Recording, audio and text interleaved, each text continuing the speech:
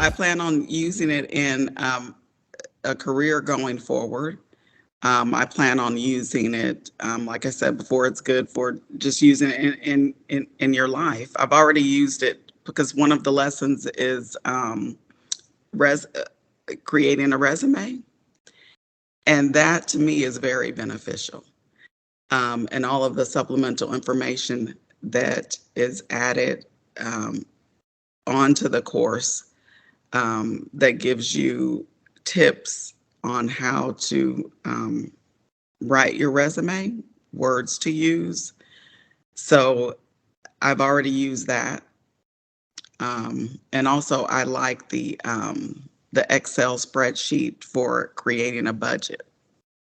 I think that is very, very beneficial. So I plan to use that also.